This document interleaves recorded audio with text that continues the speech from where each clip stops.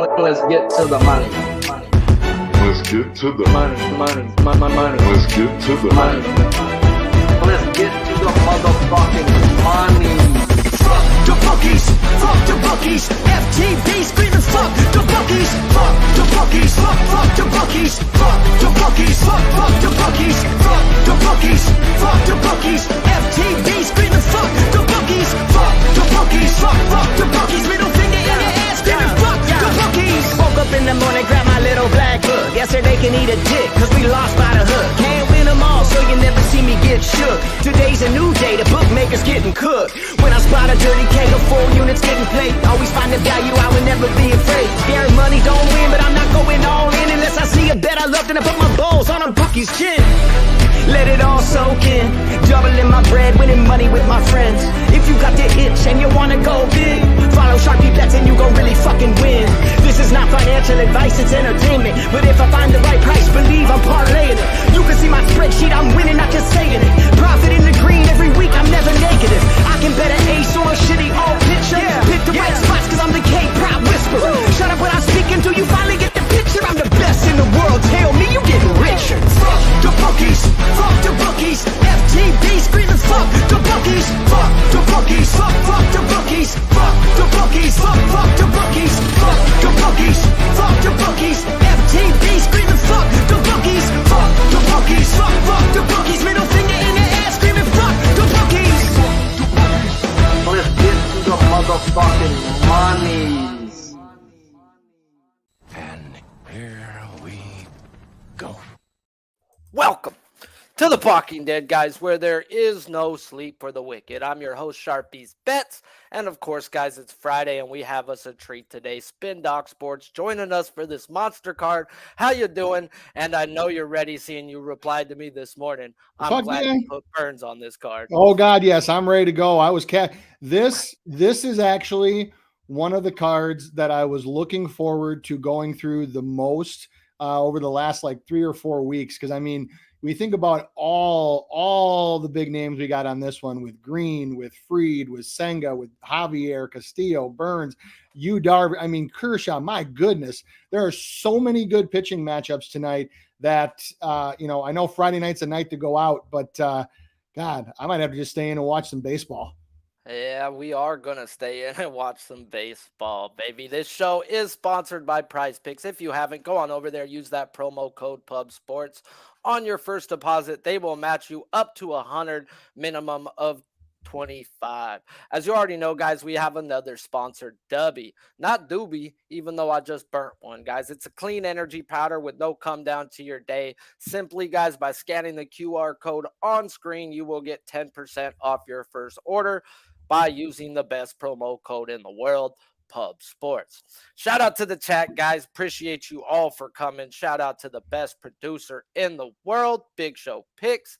Y'all know the drill. Hit the like if you haven't already, and make sure you have them notification bells on. This has been a shithole week for me. Maybe my worst week, guys. No bullshit, like the last 3 years. Is what it is. Had to buckle in today and pull out my old pirate pistol. We got dual shots, and I'm only firing at the 2 spots that tell me that this should be a layup. So, is what it is, and we turning this train around, guys. If we have time at the end and you want us to talk about any other pitchers not on the 6 on the board, throw it in the chat, and time permitting, we will get what we can too. On this show, guys, you already know we use FanDuel lines because they tend to come out first. Then we compare them to what PrizePicks has up. We got a card full of aces today, fellas. So let's just stop the BS and get right into it. Pitcher number 1, Hunter Greene, number 12 in the black book.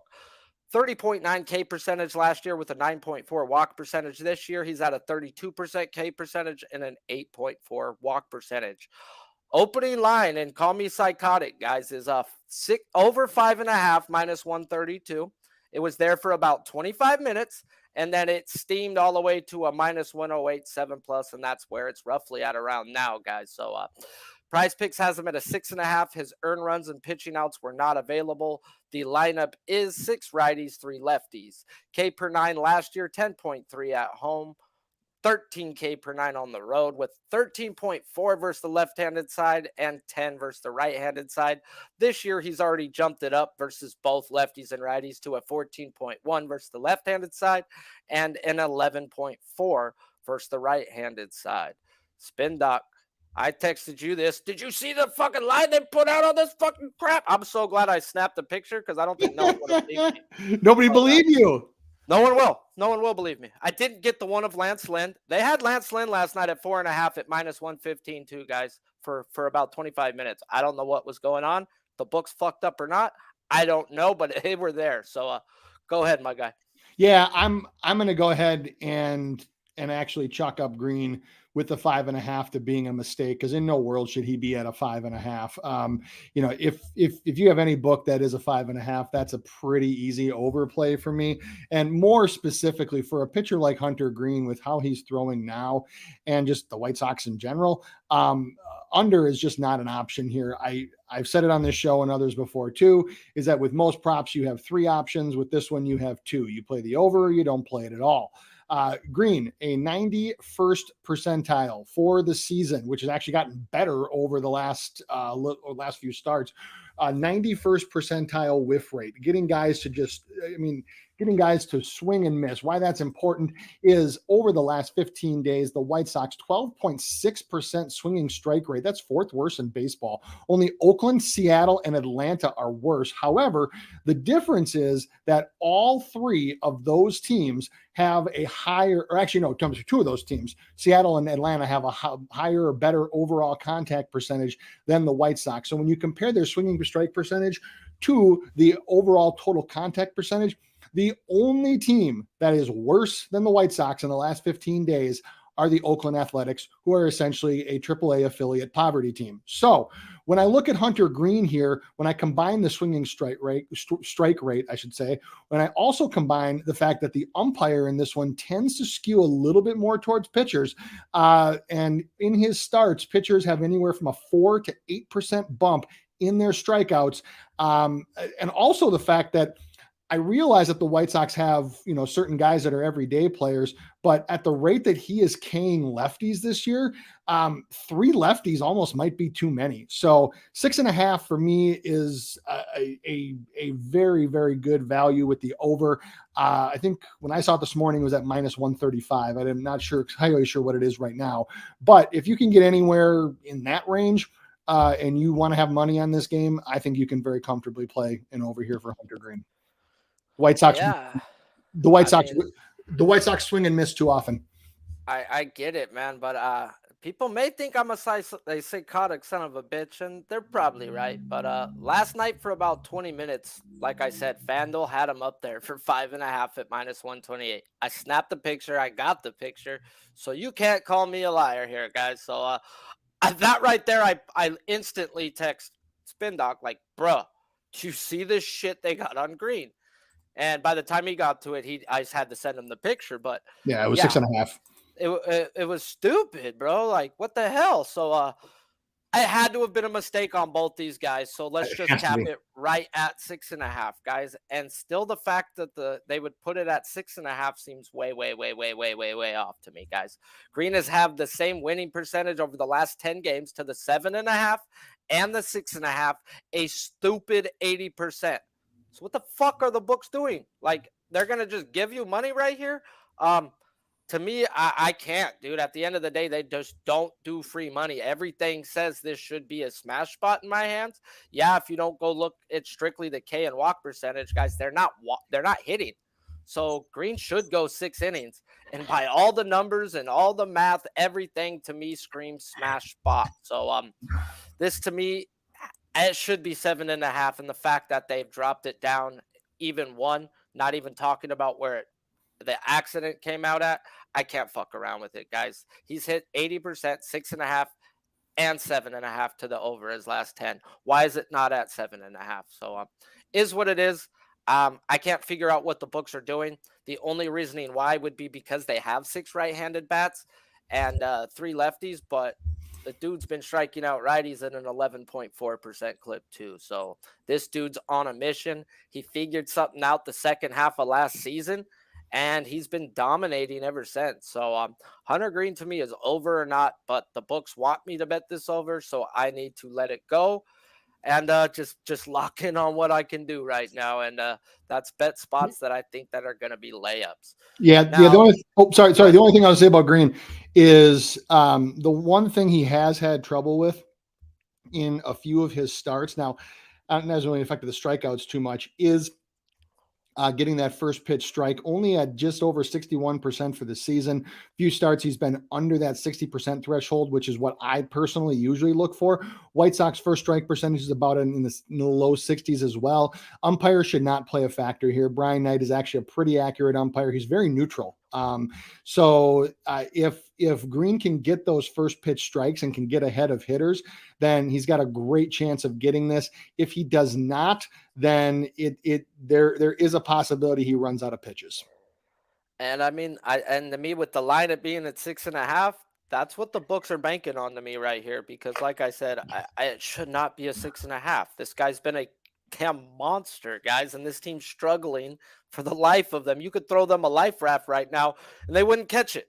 Like, the White Sox have not been good, even though they did win 2 of the last 3 games. They scraped those out. So let's get into the next guy who everybody likes on this show because he puts money in our pockets. Kodai Senga versus the Rockies.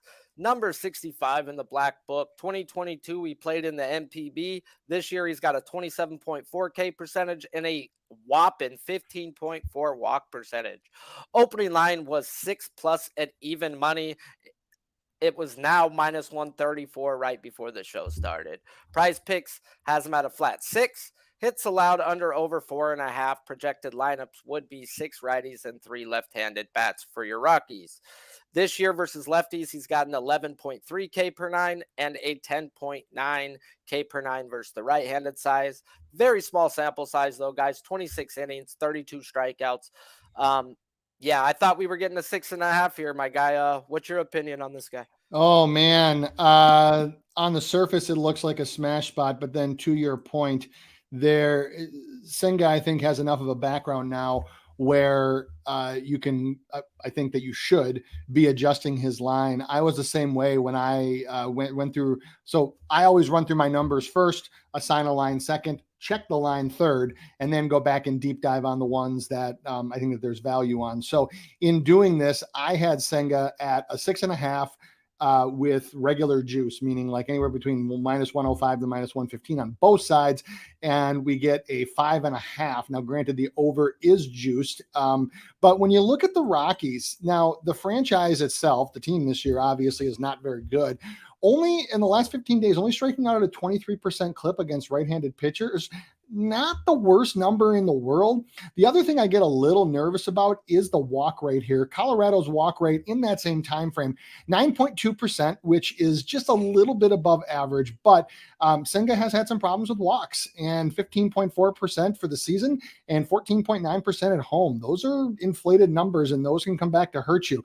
The other thing we have here is so for me, it's can Colorado show plate discipline? Because Senga, with just the pitch mix that he throws and with that just absolutely disgusting ghost fork, he will throw a lot of pitches out of the strike zone. Only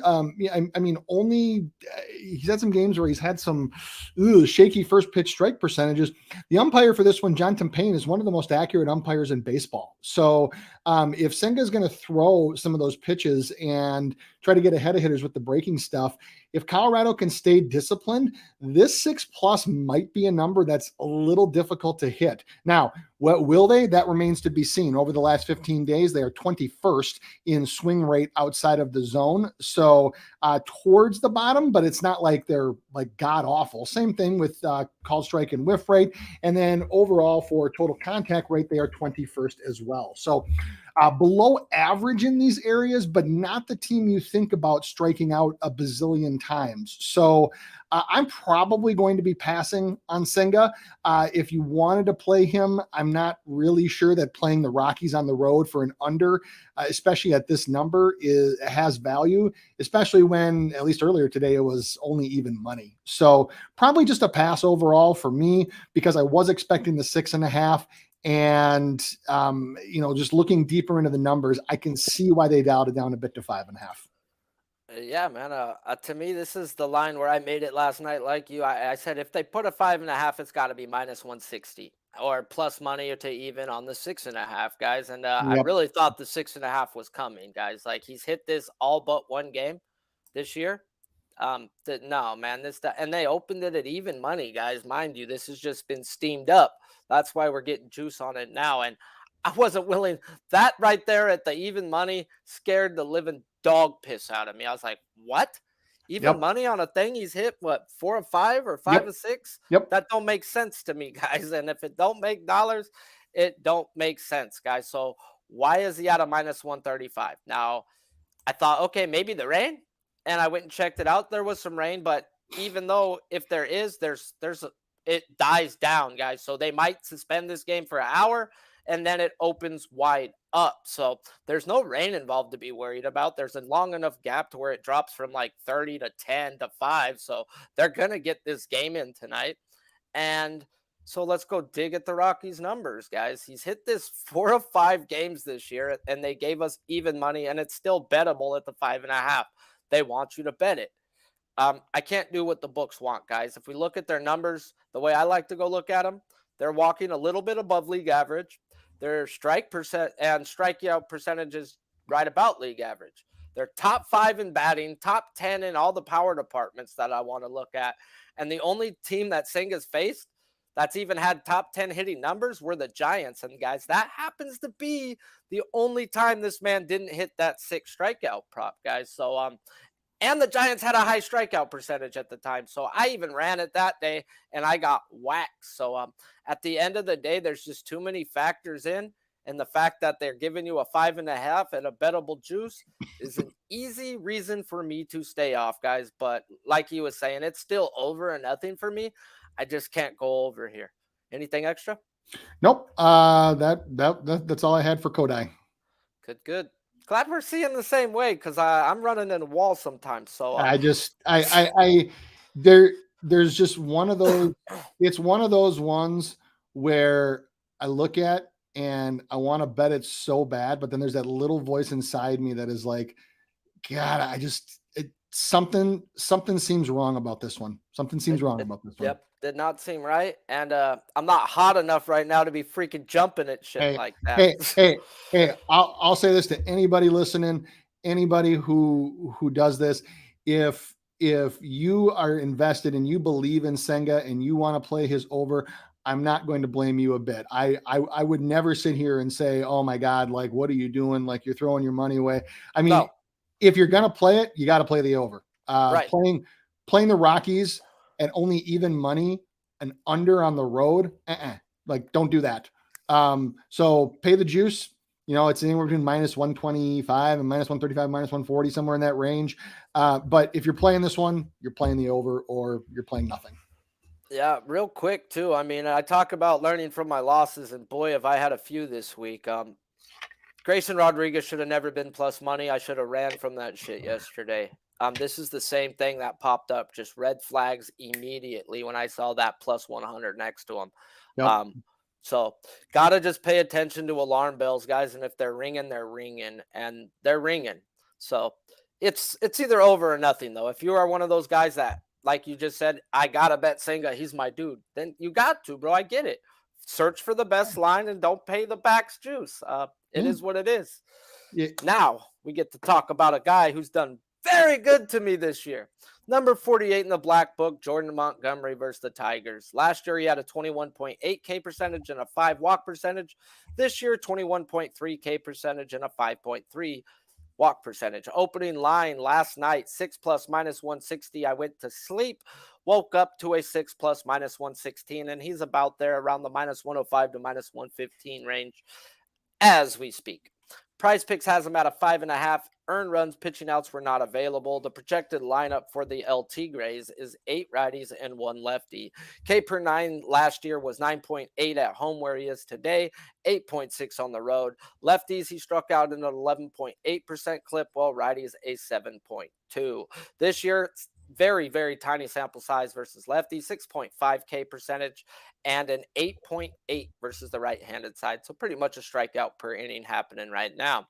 Shout out to the 50+ live. Shout out not to the 30 who hasn't hit the like, guys. We give you all our bets, all our info. We ask for a like to be hit. So do us a favor if you like what you're hearing, smash the like, and Spin Doc's gonna spit on Monty Python.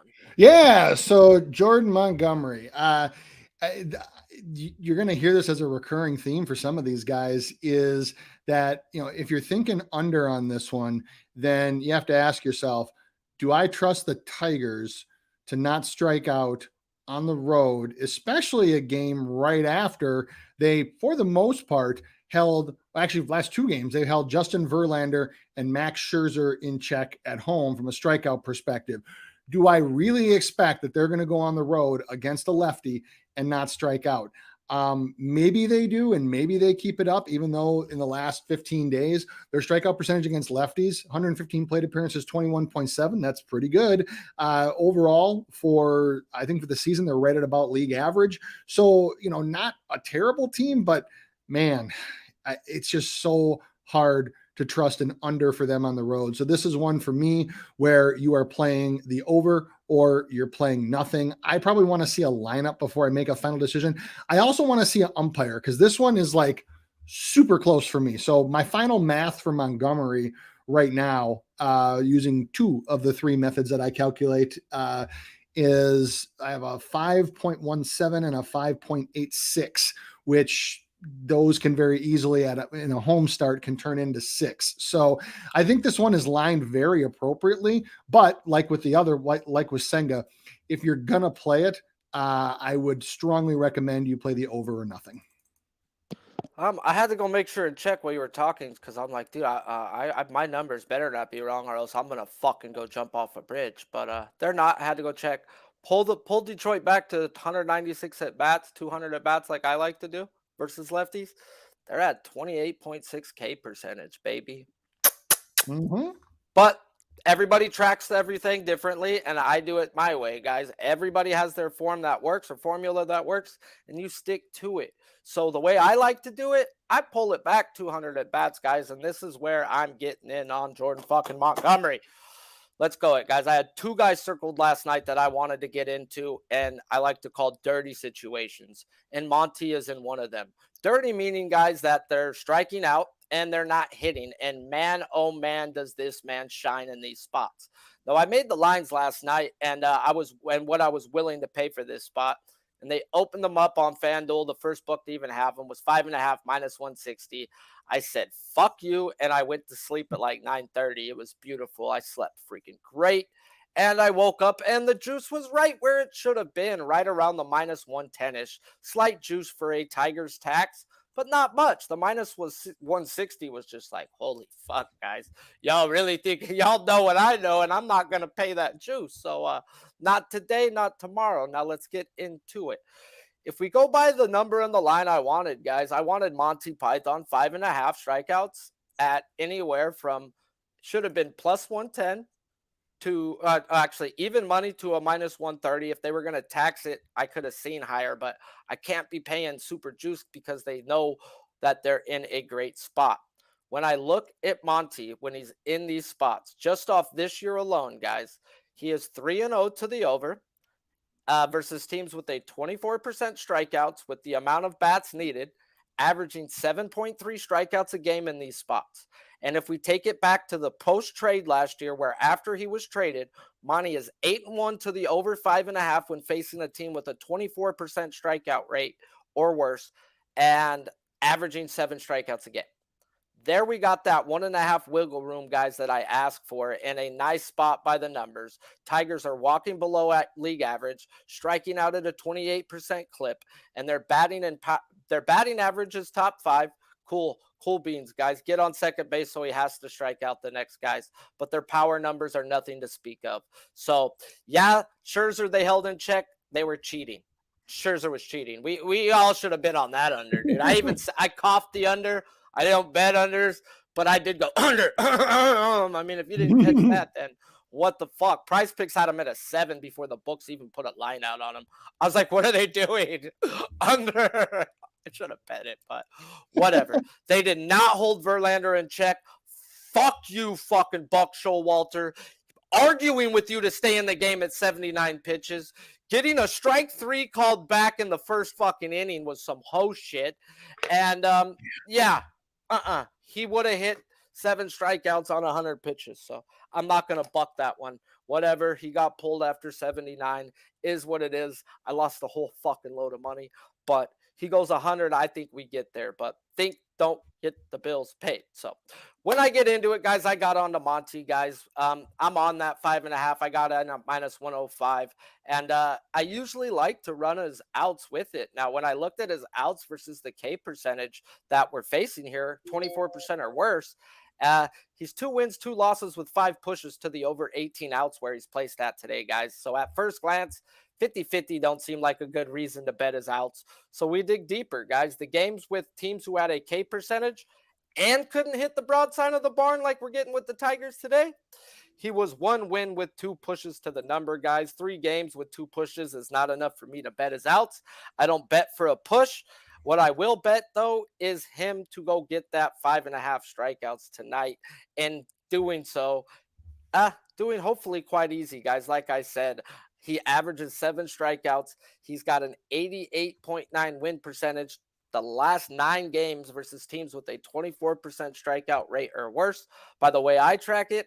And right now, this team is striking out at a 28% clip. So I'm in there like swimwear, guys. We got his average over 5.5. He's hit 3 out of 6 times this year. It happens to be the same average over his last 10 games. You gave me the freaking line where it should be, and this is where the guy goes out and dazzles, bro. So I'm on Montgomery over 5.5, and glad he didn't say under, but No. Anything else to add? Nope. There's certain teams that and this is where I think most people who watch your show do, but you got to understand the delineation between betting on a team and betting on a team's strikeouts, because it's very possible for a starting pitcher to go out there and K 7 to 8 guys and their team still loses the game. That happens all the time. So you got to understand that, talking about strikeouts and talking about a team being a certain way don't always jibe together. So like we're literally talking about how many strikeouts will the starting pitcher get? Yeah. Because it's very possible for a starting pitcher to go out and give up 6 earned runs and strike out 7. Happens all the time. Totals do not correlate to strikeouts. No, they don't. Fuck you, Kirby, going 7 innings with 2. Like I said, totals do not correlate with strikeouts. All right, let's go. Let's get into another guy that I like today, guys. I actually like maybe the rest of the damn board. So this is where Sharpie's got to strap in and use his little pirate pistol. It's only got 2 shots, guys. We've used one of them. We can only shoot 2 today.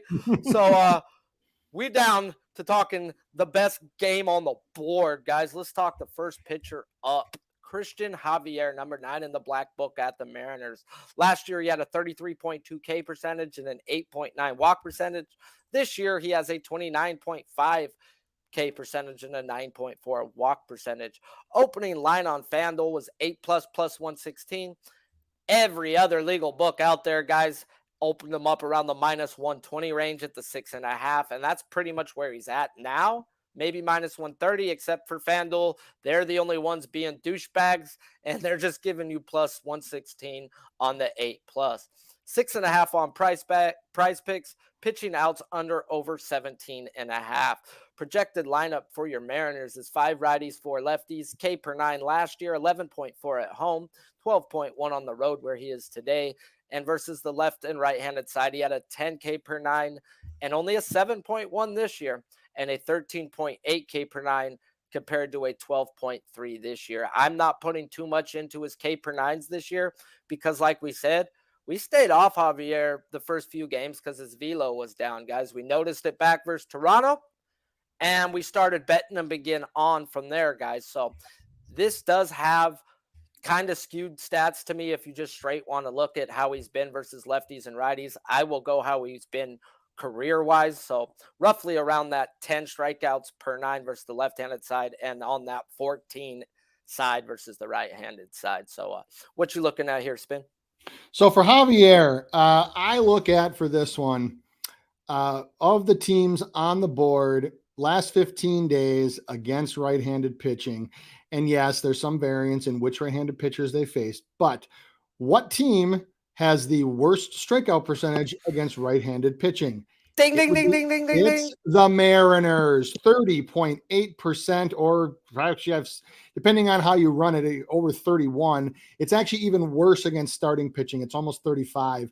And you look at Javier has the projected lineup right now, 26.1% K percentage and 46 plate appearances. And you can't discern a whole lot from that. But what I can discern a lot from is Javier, after starting a little shaky, his chase rate is back in that elite level in the 94th percentile for the year. And actually over his last few starts, it's been closer to the 99th percentile. Why is that important? Well, the big reason why is over the same time period, the Mariners 17th in outside the zone swing rate. So below league average in that.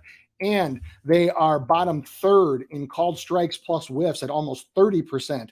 And they are, for swinging strike rate, they are the second most swinging strikes over the last 15 days across all pitchers, all platforms, everything in 476 plate appearances, a 13% swinging strike rate. The only team that is worse is the Oakland A's, but basically the Mariners are the only non-like AAA affiliate poverty team that is worse than 13%. So for this game to me, given the atmosphere that it's going to be, this game sets up where Javier is going to pitch his ass off. So I would look at all things over for Mr. Christian Javier. Yeah, guys, this is where we get the pistol out, guys. And I've been struggling. I had to have a little talk with myself. And I need to play what is considered dirty and not try to buck the numbers or systems, guys. And this screams smash spots of all smash spots. And let's talk prior history, guys, which is why we don't get a 7.5 jumped up 1 like they did this man versus the Giants. It's because he didn't hit it prior history, guys. He had 2 games, 5.1 innings, 0 earned runs, 4 strikeouts. Then he got smacked, 3.2 innings, 5 earned runs with 4 strikeouts. He did see them out the pen. I don't count that, guys. I do mark everything on my guys. And the other game where he did do really well, that was out the pin. So they let Javier be Javier. Come May last year, they stopped running this guy out the pin all the time and just said, all right, bang, bang, cowboy, you are that dude. So now we get into this, guys. The 2 times last year that he faced them, they were top 10 in hitting at the time, and their K percentage was nothing higher than a 22.7. So in otherwise, you wouldn't even have wanted to freaking go up versus them numbers, period. And that's not what we get now, guys. This is 2023, and we will take in the same game from last year. And I do not bet revenge. I don't think revenge in baseball, guys. That's one thing. We have 162 games. That's one thing I really don't pay attention to. But they did get swept by the Astros. They've been the second fiddle to the Astros in this division. This game means more to Seattle than any other game right now. We will have 50,000 fans in the 50,000 fans in the stands with it raining outside. And they have a covered fucking roof over the rain to where it could come in sideways because they got air. And these fans are going to be there screaming their freaking asses off, guys. This is going to be that atmosphere where these pitchers thrive in. Both of these pitchers should thrive in. And we've got the ace effect both ways. We've got Castillo starting this game off. He's going to hand the ball right on over to Javier, who's going to just do what Castillo did, guys. And to me, I just think it's one of those days where we get in, and I don't talk revenge, like I said, but I do believe in the atmosphere that will be here. They were there for the Cleveland series. They were so ruckus and loud for Cleveland. They played Cleveland in the playoffs too. This team right here has been their nemesis, has been the guys who's always won the division, even when Seattle's been good the last few years. They have been second fiddle. Now, when we look at the Seattle Mariners number now, guys, they're striking out, like you said, at a league worst 31% clip. Their batting average is bottom 10. OPS is the only thing positive at the moment, and their walk percentage the only thing positive is their walk percentage and their ISO. Their OPS is also bottom 10. So when we dig through the book, we've had 9 spots since last year where Javier has faced a team with a K percentage of 24% or worse, going 9-0 to the over 6.5, averaging 8.9 strikeouts a game in this spot, guys. Like I said, you're going to give me more than 1.5 wiggle room? Oh, Lord. And it's strictly off of how we pitched versus them last year, guys. That's why we're getting it. I capped this game to be opened at the 6.5, a plus 110, and a minus 140 tax on how the Mariners have been. And we got it right in that middle because of how bad the Mariners have been and prior history, guys. But like I said, that prior history when he faced them last time, that said no.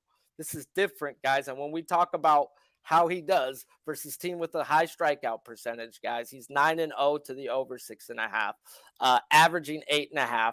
That's 2.3 more strikeouts than where I'm at. So in case of something does happen, if the ump wants to be a cack, I still got my wiggle room, guys. So give me that 6.5 minus 120 last night, guys. I was pumped. I was so pumped, and I'm ready for it. I'm ready for this game.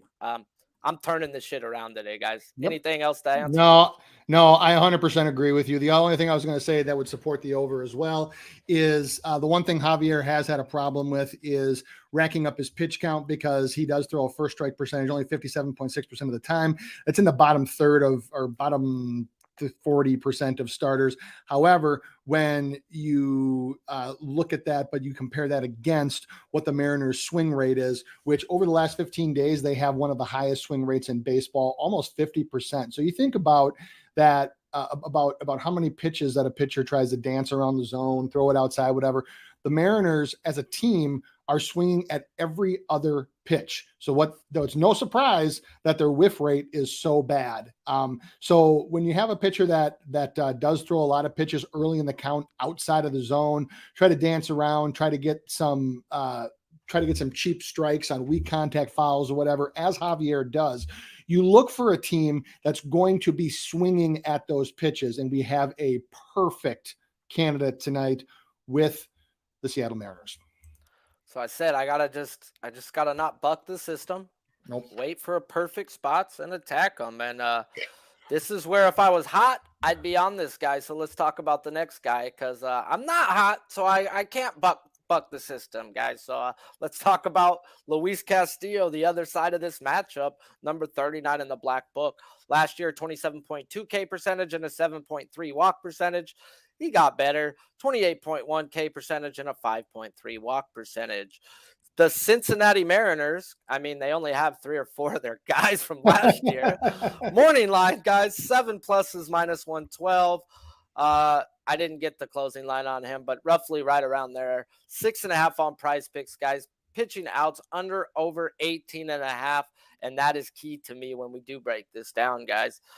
Projected lineup, 7 righties, 2 lefties, and that's probably the lineup you'll get. The Astros, that's one team you can circle, 7 righties, 2 lefties, when they're going up against a right-handed pitcher on a non-travel day. That's just who they run. They don't give a damn who it is. They'll probably run that same lineup versus lefties. That's just Dusty Baker. He don't care. Let's talk K per nines before we let you go into it.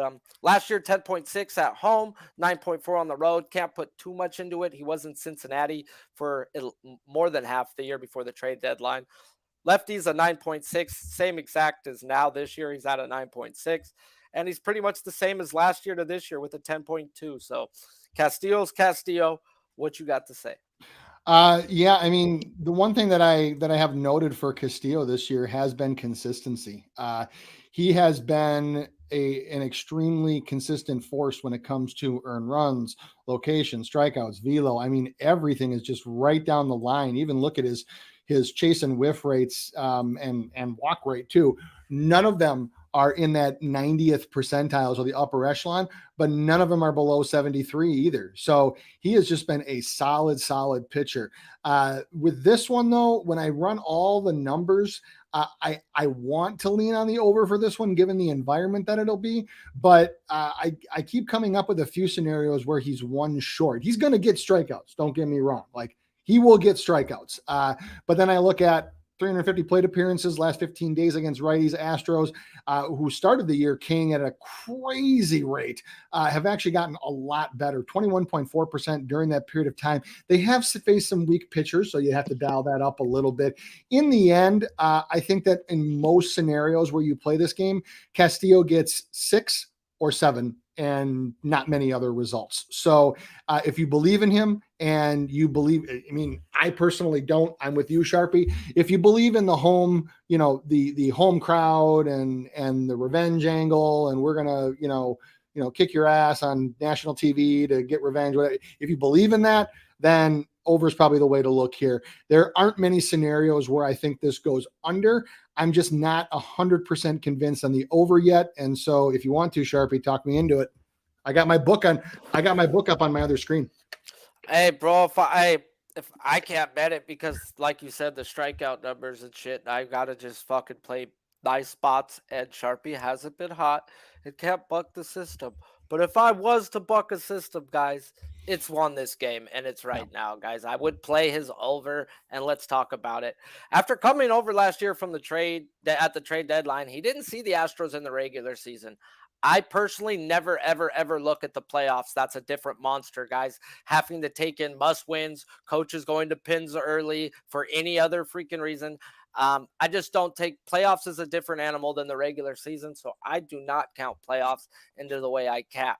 Now, if I was running hot, which I'm not, guys, I'd be on La Pareda today, guys. I mean, I've been trying to freaking fuck Panocha, and I keep hitting asshole right now. So let's talk about it. What I mean by that, guys, is the K percentage says no. But the Stros are not walking, and they're not hitting for the life of them. And that's where I see Castillo cashing. This man should go 6+ innings today, and in doing so, hit a strikeout per inning and cash his K prop. Kind of correlates with you saying, you know, he's going to get a strikeout, be one either on or over. And this is the ace of the Mariners, guys. And in the first matchup versus the Astros in a year where the Mariners want to let them know they're no longer the second fiddle in this division. Over the last 2 years, Castillo has struck out both sides of the plate, 1K per 9.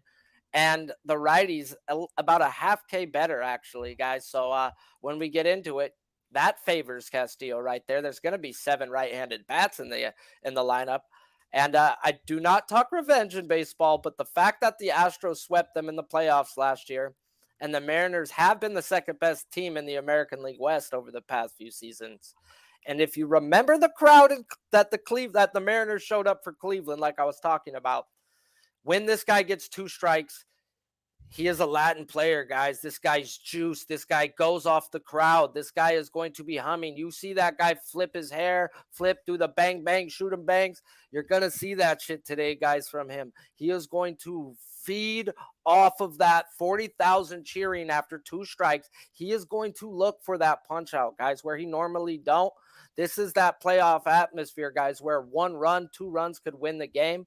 And, the Astros and the Mariners know it. That's why I think I see a lot of swing and miss coming, guys, because they're going to need to you're not going to get multiple hits combined today and push over your runs that way. You're going to have to get 1 on or just take them deep. That's the only way I see runs in this game today. And yeah, let's talk about it, guys. Like, at the end of the day, I'm not hot, so I had to let it go. But the fact that they put his outs at 18.5 for a man who's only hit that 1 of 16 games tells me something, guys. And that tells me Castillo's going 7+ innings today. And there's no way I could fuck around and find out on this man's under, guys. Not that I bet unders anyways. If I wasn't as cold as Eskimo's pussy, guys, I'd be on this man's over straight out. Big game. Yeah, I was going to say, I do bet unders on the regular, and I am not touching like you. So spoiler for any of my VIPs that are in here, you will not see Castillo's under anywhere near my card tonight. No way. Nah, I expect actually like a big game. And then the way I expect Javier to pitch, They're going to feed off of each other. The crowd's going to be there. This is going to be a playoff type game, guys. This is going to be ruckus. It's going to be loud. Seattle's been waiting for this. They've had, like, the fans. I'm not talking about the team.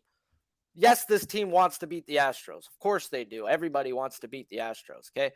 That doesn't the fans want murder. They want blood, guys. And when the fans want blood, ooh, Castillo gonna come out and give it to him, guys. He might. Well, and you also got to remember from the fans' perspective.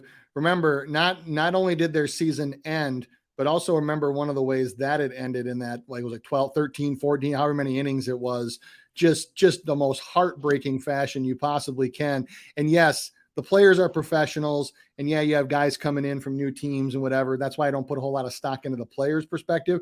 But yes, Sharpie, you're 100% right. You best believe the fans are going to care about this shit tonight. They are going to be ready to kill.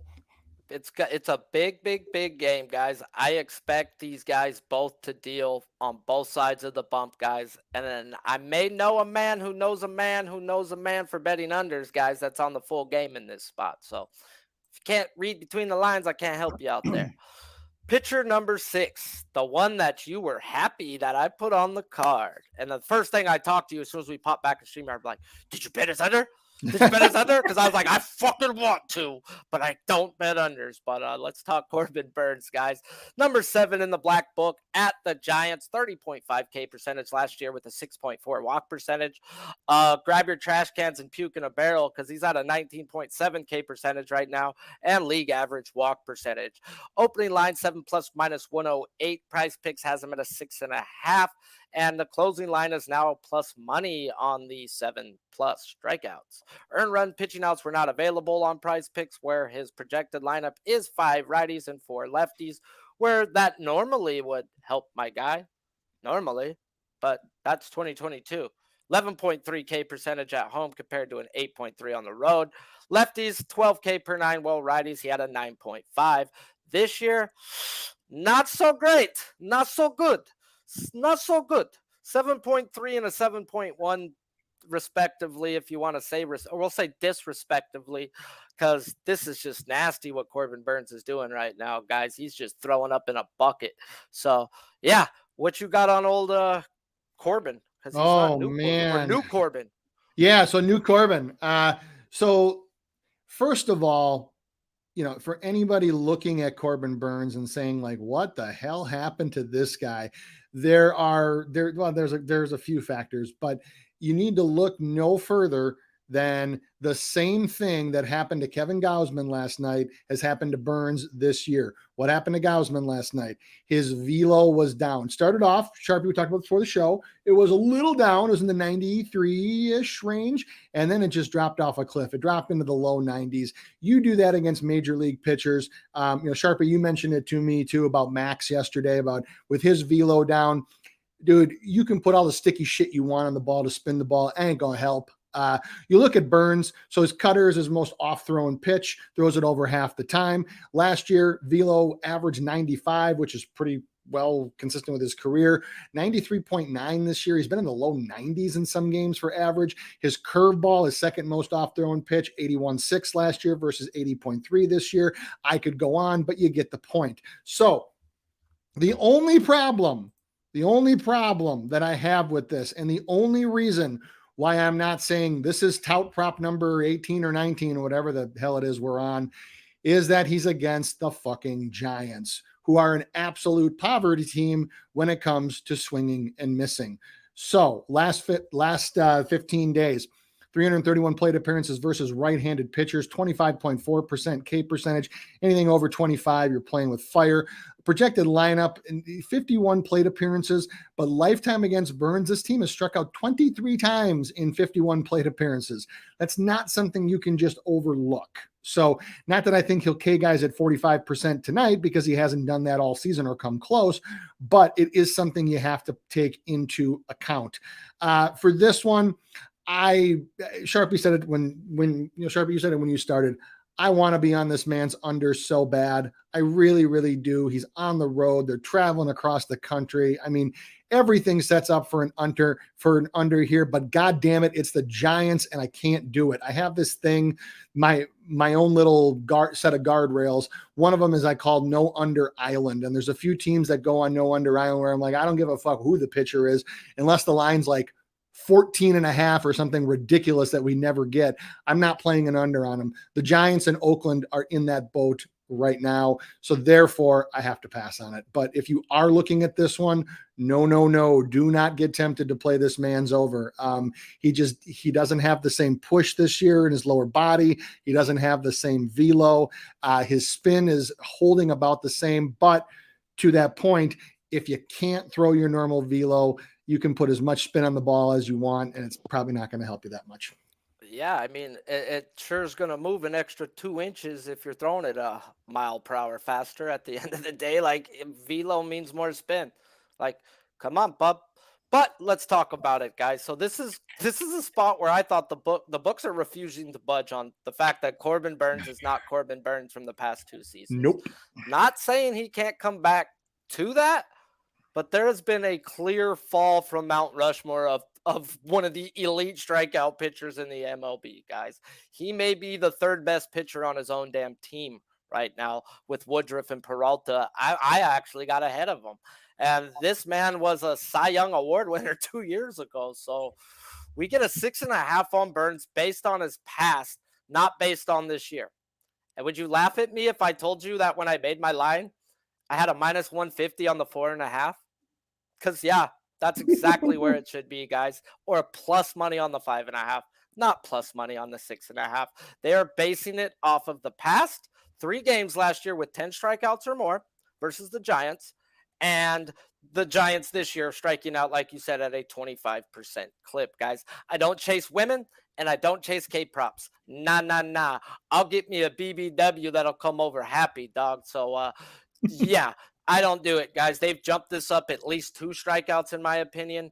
Even 1 at the plus money port. No. If I bet unders, this would be a giant under, guys. Because, yeah, this guy's on the road where strikeouts have gone down over the last 2 years. He's not the same freaking Corbin Burnes as the guy who punched out 10 of them last year. And, he's striking out lefties and righties the same at a 7.1. So does it matter that, yeah, last year you dominated lefties and the Giants are known for stacking lefties up versus a righty? That's not going to fucking help you today, bud. Like, nope. Jesus Christ, that's been your freaking thing. Like, it did help him versus Arizona, though. Arizona stacked up, 6-7 lefties versus him. And that's the only time the guys hit his K-prop this year. Yeah, the Giants, if you look at their numbers, they are walking at 9%. The strikeout percentage is a problem, and it's been a problem with these guys. But they are hitting top 10, guys. So, yeah, they K, and it's a favorable matchup by the K percentage, but not by all the other numbers I'm going to look at here. So, yeah, I can't do what the books want, and they want me to bet the under, but I can't. Every time I bet an under on a guy, they ended up fucking going over and da-da-da-da-da. And I will break my television if I bet an under on a guy that I bet overs on. So, Corbin Burnes, please come back to 2022, please. Yep. Yeah, Giants, the current residents of No Under Island for me right now are the Giants, the Royals, and the A's. So what that means is Mariners too right now. God, they made the A's pitchers look good. Wow. I'm just saying those 3, it doesn't matter who's pitching against them. Doesn't matter what the line is. It's over or nothing. Well, guys, you just can't trust them. I got to get back to my roots. And today I did. I got back to the 2 spots that I consider dirty, where I project these guys to go 6 innings or more and dazzle. I've got to stick to my guns until I get back on this freaking track and dig myself out this hole that I fucking created this week, guys. So thanks for my guy Spin Doc for joining us. We've already freaking took up an hour of time, so we do not have time to get to anything else. Appreciate you for joining us on this Friday, my guy. Tell them what you got going on and where they can find you. Yeah, for sure. And actually, just because I saw it on the chat, Josiah Gray, I saw that. That one's lined correctly for those that want to talk about that. Why does Bassett feel like a great spot? Pirates are much better at home. And I think that was the only other ones that got brought up. Just very, very quick thoughts about that. You can find me at Spin Doc Sports, and I have the tout prop. That's my one public prop. We hit a plus 128 on Pablo Lopez yesterday on his over. So I can't promise you we'll have another plus 128 tonight because I don't really see a value spot in it. However, there will be a public play. It should be posted within the next few hours. I always try to post it 1 hour before first pitch.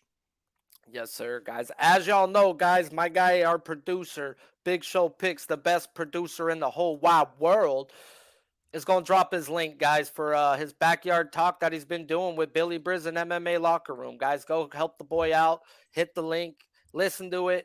You know, on a drive, whatever you want. Just talk about the fights, guys. And if you would have freaking listened to him last week, man, woo-wee, they were hotter than fish grease, bro. So Kappa Capper sometimes pull out the info that they tend to talk about because they're just bullshitting and talking, and it could go over some people's heads, guys. So, yeah, you'd be surprised the type of nuggets you're going to find out there. So go support the fella who's been supporting me since day one. So let's keep it rolling, guys. As you know, Balking Dead is Monday through Friday on Pub Sports Radio, 12:10, 3:10 Eastern Time. Make sure you follow me on Twitter at Sharpies Bets for our weekend play of the day, where I believe I'm 5-1, or I know I've only lost one. It was Freddie Peralta. I don't know what the win percentage is though, but if it's 5 or 7, I don't fucking know. I just know Freddie Peralta, you cost me on a Saturday. And don't tell me stoners have bad memories, because I freaking remember it. Oh! So, of course, guys, this show's sponsored by PrizePicks. If you haven't, go on over to PrizePicks. Use promo code PubSports and get a match deposit up to 100 on your first deposit, minimum of 25. And Josiah Gray is dead to me. There you go. Until next time, guys, I'm Sharpies Bets. This show's produced by Big Show Picks and on Pub Sports Radio. Some say we be pubbing. I say pubbing we be. Keep firing, assholes! Hey, what's going on, y'all? It's Mills here, Pub Sports Radio. Do you guys want to challenge the personalities here at Pub Sports Radio? Do you guys think you're better than them at entering in your MMA predictions and picks? Would you want to get paid for it? $100? Here's how you do it, man. You sign up right here at the link below. It's just this easy. PubSportsRadio.com. Enter your email. Pick your weekly picks. That's it. Oh, and you get bonus points if you can predict how they're going to win in what round. Every single week, a new winner's getting crowned. So every Saturday on Pub Sports Radio. So come on and check us out. You can win $100 just for signing up. Only thing you need to do is see if you can beat us here at Pub Sports Radio by entering your UFC predictions and picks weekly. Do it.